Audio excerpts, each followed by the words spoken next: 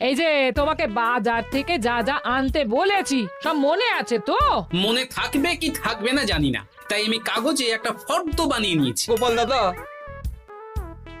পুটির মায়ের দাঁতের যন্ত্রণাটা আরো বেড়েছে। কাল সারা রাত যন্ত্রণায় ছটফট করেছে। আমাদের বৈদ্যমশাই দাঁতের শল্য চিকিৎসা শিখতেই বাইরে গেছেন, আজকের মধ্যেই আশা করি চলে আসবেন। কিন্তু ও যে আর পারছে না। শোনো, তুমি একটা তুলোর মধ্যে লবঙ্গ তেল দিয়ে পুটির মায়ের যে দাঁতে ব্যথা হচ্ছে তার গোড়ায় রাখো। বৈদ্যমশাই এলে আমি তোমাদের বাড়িতে যেতে বলছি। আচ্ছা গোপাল দাদা। যাই, বাজার থেকে চটপট ঘুরে আসি, এরপর আবার রাজসভায় যেতে হবে।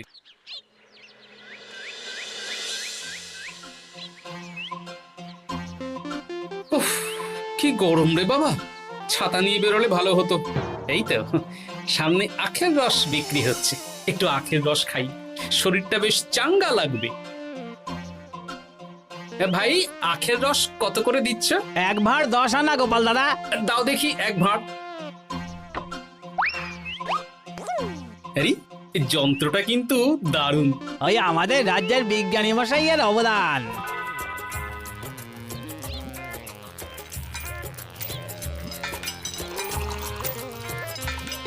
এই নাও গোপাল দাদা।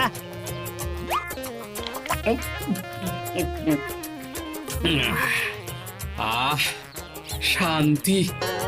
এই নাও ভাই, তোমার 10 আনা।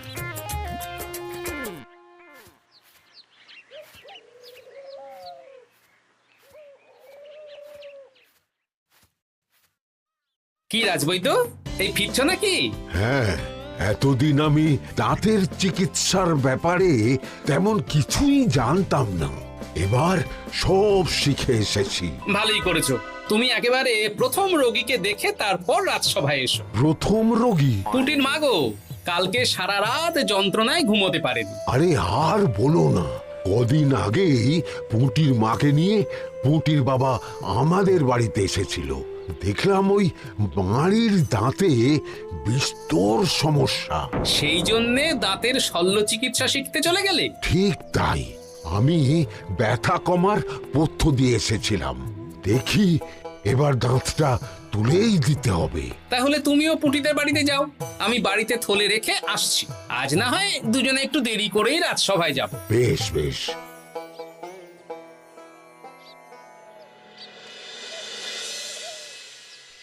দেখুন মহারাজ, দেখুন আজকে রাজবৈদ্য আসেনি, আর ওদিকে গোপালও ডুব দিয়েছে।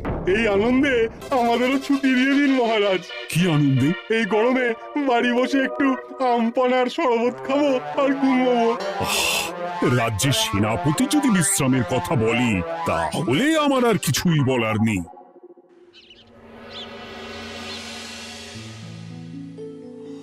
এই তো দাঁতটা পুরো পোকায় খেয়ে নিয়েছিল।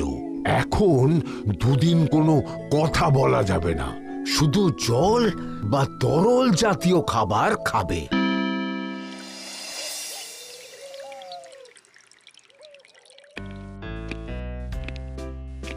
ওই তো গোপাল আর রাজবৈদ্য দুজনে একসাথে রাজসভায় ঢুকছে।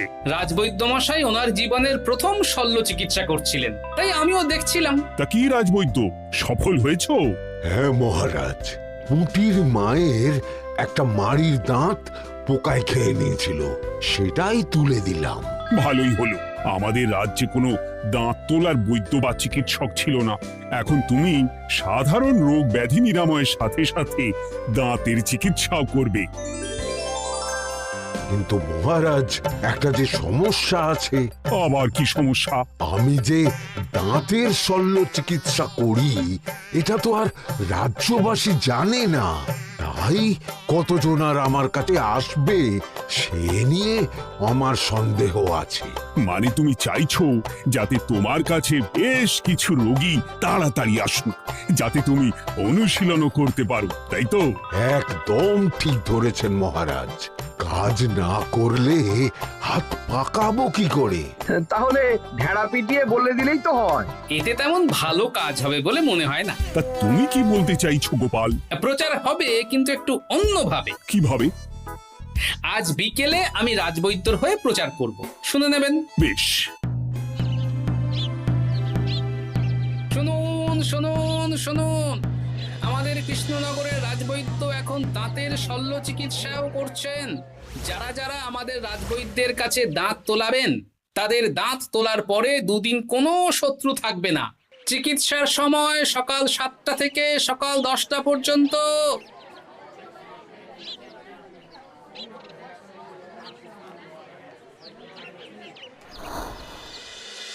এসব তুমি কি উল্টো পাল্টা কথা বলছো গোপাল? উল্টো পাল্টা না, আপনি দেখুন না আপনার বাড়িতে লোকজন আসে কি না। আর কেউ যদি জিজ্ঞাসা করে যে এই রকম প্রচারের কারণটা কি, তাহলে বলবেন রাজসভায় আমার সাথে কথা বলতে আমি বুঝিয়ে দেব।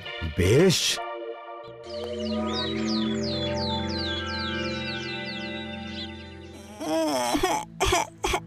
তোকে বারবার বলি এত মিষ্টি গুড় কাঠি খাস না। কি করব বাবা, কি ব্যথা।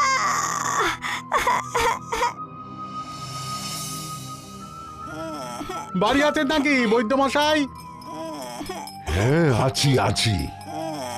এই আমার ছেলেটার না দাঁতে খুব ব্যথা দুদিন ধরে। দেখছি। তা আপনাকে তো এই রাজ্যে আগে দেখিনি। আমি পাশের রাজ্য থেকে আসছি। শুনলাম আপনার কাছে দাঁতের শল্য চিকিৎসা করালে আগামী দুদিন কোনো শত্রু থাকবে না। ঠিকই শুনেছেন। বেশ, তাহলে বলুন কেন থাকবে না? আগে চিকিৎসাটা করি, তারপর বলছি।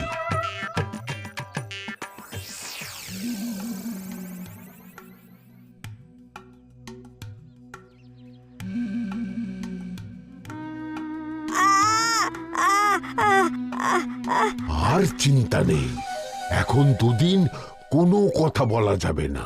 এবার তো বলুন আমার ছেলের আগামী দুদিন কোনো শত্রু থাকবে না কেন? আজকে রাজসভায় চলে আসুন, ওখানে গোপাল এই প্রশ্নের উত্তরটা দিয়ে দেবেন।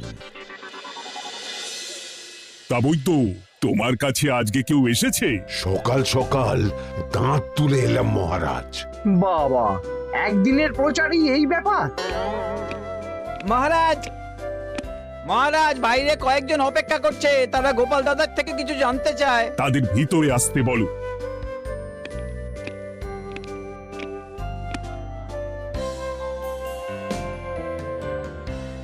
আজ আমার ছেলে বৈদ্য মশাইয়ের কাছে একটা দাঁত তুলিয়েছে।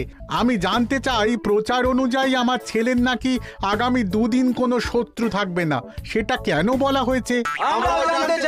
বলতে পারি, কিন্তু কথা দিতে হবে। এই কারণটা বাইরে আর কাউকে বলা যাবে না। বেশ, বলবো না। বাংলায় একটা প্রবাদ আছে, বোবার শত্রু নেই। মানুষ সাধারণত কথার বিনিময়ে মতবিরোধ, বিবাদ বা শত্রুতা করে।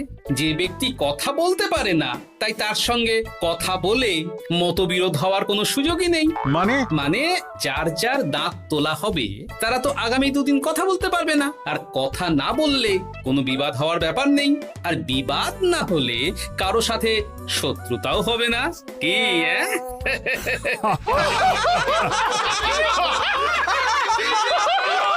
এই জন্যই তুমি হাসির রাজা গোপাল ভাঁড়। কে তোমার কথা শুনতে যাবে?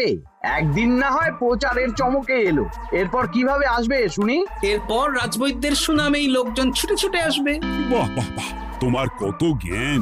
মহারাজ, এই কথা শুনে আমার মাথাতেও একটা বুদ্ধি এলো। অল্প পুঁজিতে শুধু প্রচারের জোরে এত রোজগার করব না, গোপাল হাঁ করে দেখবে। নিশ্চয়ই কোনো লোক ঠকানোর কথা ভাবছেন। মোটেই না। আচ্ছা, আগামী 3 দিন ব্যাপী মেলা হবে, সেখানেই তোমরা দুজনে তাহলে ব্যবসা করো। বেশ, করব। যে সবচেয়ে বেশি রোজগার করবে তাকে আমি 50 মোহর পুরস্কার দেব। রাজি। মেলার শেষে আমার প্রশংসায় পঞ্চমুখ হবেন সবাই, দেখে নেবেন।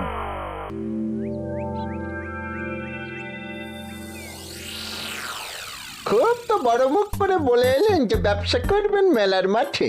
তা আপনি কি ব্যবসা করবেন শুনি? ভাগ্য পরীক্ষার দোকান দেব।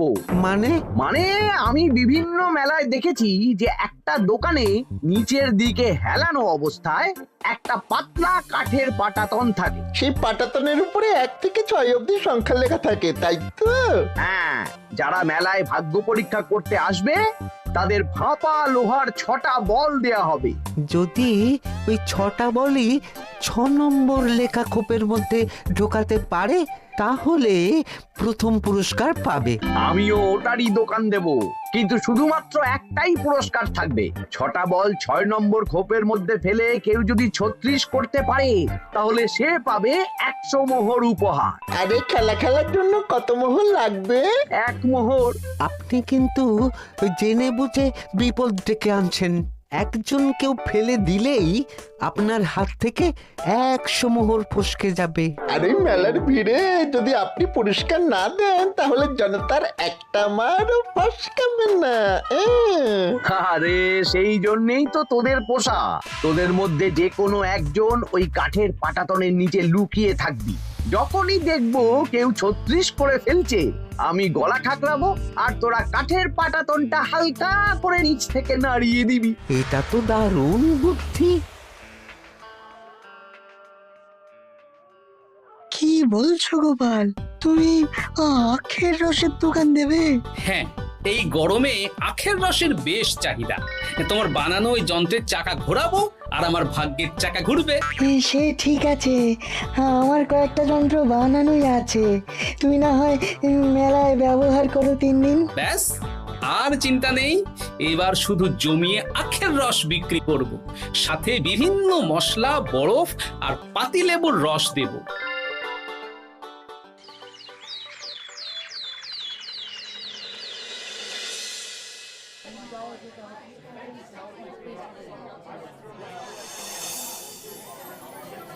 এই দোকানের পানীয় খেয়ে মন হবে বশ।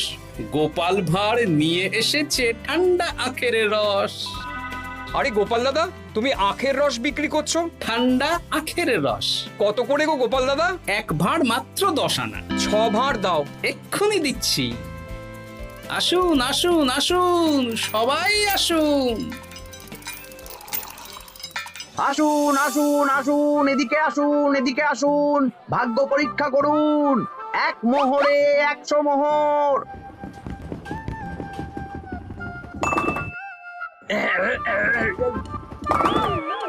ভাগ্য পরীক্ষা করুন। মন্ত্রী মশাই বলেন কি 1 মোহরে 100? তুমিও ভাগ্য পরীক্ষা করাবে নাকি? একবার বাজিয়ে দেখতে দোষ কি? দাও, আখের রস খেয়ে বরং চলে যাই। এই তো হয়ে এসেছে। এই নাও, ধরো।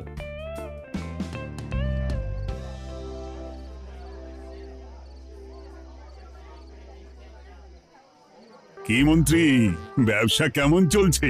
ভালোই। আপনি একবার ভাগ্য পরীক্ষা করে দেখবেন নাকি মহারাজ? না না না, আমি এসবে নেই। জানি আপনার কাছে 100 মোহর নস্যি, তবুও 1 মোহরের বিনিময়ে চেষ্টা করে দেখুন না। আচ্ছা, এত করে বলছো যখন, দেখি। 1 মোহরে 6টা বল। বাবা বাবা বাবা, দেখুন মহারাজ চেষ্টা করে।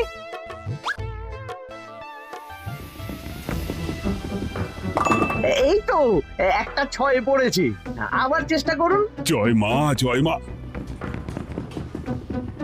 আবার 6। সাবাস। দেখুন হয়ে যেতে পারে, আর তো মাত্র 4টে বাকি। দেখি তৃতীয়টা। আরে পাস, আবার 6। নিন, খেলুন। এই যা, হলো না। আরেকবার প্রথম থেকে চেষ্টা করবেন নাকি মহারাজ?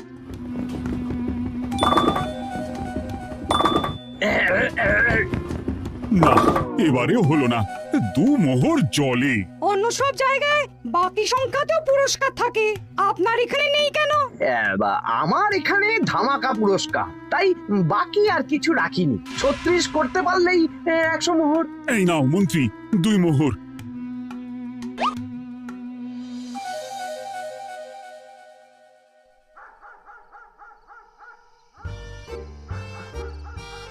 কি মন্ত্রী মশাই, আর তো মেলায় লোকজন নেই, বাড়ি যাবেন না? তুমি যাও না, আমি একটু পরে যাব। বেশ, আমি এগোলাম। গোপাল আর মন্ত্রী, তোমাদের কার কেমন রোজগার হয়েছে একদিনে? মহারাজ, কালকে আমার 7 মোহর 20 আনা রোজগার হয়েছে। আমার 70 মোহর। কিন্তু খরচ কিছুই হয়নি, কারণ কেউ 36 করতে পারেনি মহারাজ। বাহ বাহ বাহ, আমি তো বলেছিলাম আমি যখন ব্যবসা করব গোপাল আমার ধারে কাছে দাঁড়াতে পারবে না। বেশ, এখনো তো আজ আর কাল দুদিন মেলার বাকি আছে। দুদিনেও আমার 2 কানা করিও খরচ হবে না, শুধুই রোজগার। গোপাল যতই প্রচার করুক আর যতই ভালো আখের রস বানাক না কেন, আমার ব্যবসাকে টপকাতে পারবে না। ঠিক আছে, আজকে আমি একবার ভাগ্য পরীক্ষা করে দেখবো। আমার দোকানে সুস্বাগতম। নাও সেনাপতি, চেষ্টা করে দেখো। দিন বল। আমিও সেনাপতির খেল দেখতে এলাম। প্রথম বল, এই যে গড়িয়ে গড়িয়ে গড়িয়ে 6 নম্বর, সাব্বাস সেনাপতি। আবার 6, তৃতীয়, চতুর্থ, পঞ্চম। আরেকটা ফেলতে হবে। নাও সেনাপতি, ষষ্ঠ বল, এই যা, হলো না। এটা কি হলো? আবার চেষ্টা করো তো সেনাপতি। হ্যাঁ, 3টে হয়ে গেছে, এবার 4 নম্বর। এই যা, 4 নম্বরে চলে গেল। ধুর চাই। ব্যাপারটা কি? মন্ত্রী মশাই গলা খুসখুস করার পরের বলটাই পরপর 2 বার অন্য ঘরে পড়ল। নিশ্চয়ই কোনো রহস্য আছে। না, আজকে রাতে ব্যাপারটা দেখতে হবে।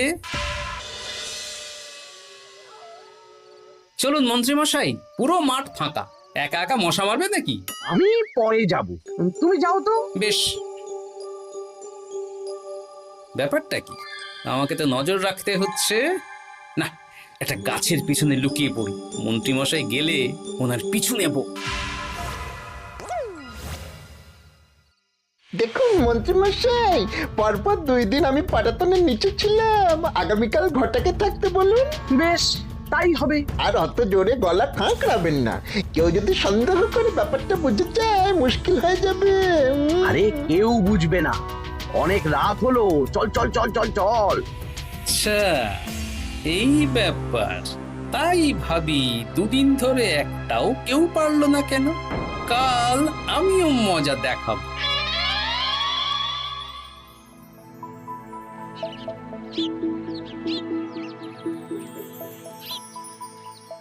বাবা চলে এসেছেন দেখছি।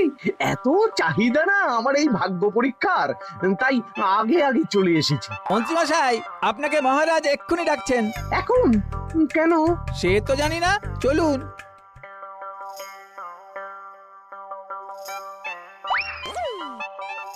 এই বেটা ঘটা, এবার বেরো। এ কি গোপাল দাদা, তুমি? হ্যাঁ আমি। খুব চালাক ভেবেছিস না? মন্ত্রী মশাইয়ের খেলা আজকে শেষ। প্রহরী, একে ধরে নিয়ে যাও।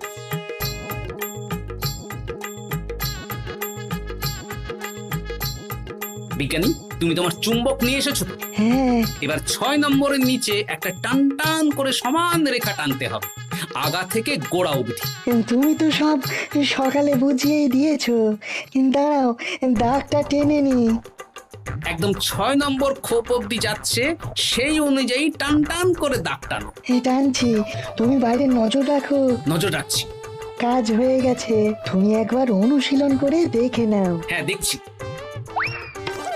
শুরু করো। শুরু করছি। একদম পাক্কা আছে। দূর, কেউ ডাকেনি, অকারণে সময় নষ্ট করলো। কতগুলো খদ্দের ফিরে গেছে কে জানে। কি হলো মন্ত্রী মশাই, এত রাগ কিসের? রাগ হবে না, ওরই বেটা আমার সাথে মজা করছিল।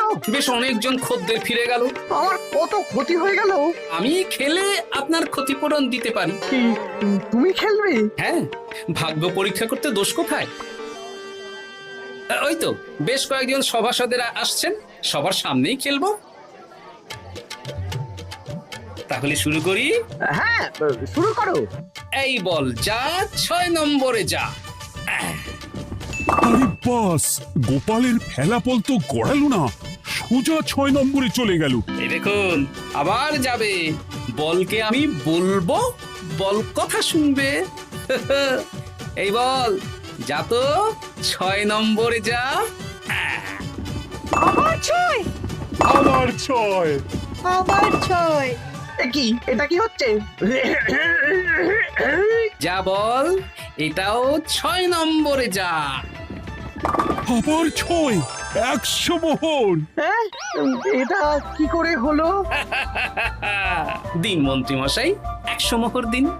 ইয়ে না মানে মন্ত্রী দাও বলছি। আমি আবার খেলবো। 6 আবার 6। আবার 100 মোহর। আর নেই। এই ঘটা আর কি করছিসটা কি? ঘটা নেই মন্ত্রীমশাই, আমি আছি। আর আছে আমার চুম্বক। মানে মানে তোমার কারসাজি ধরা পড়ে গেছে মন্ত্রী।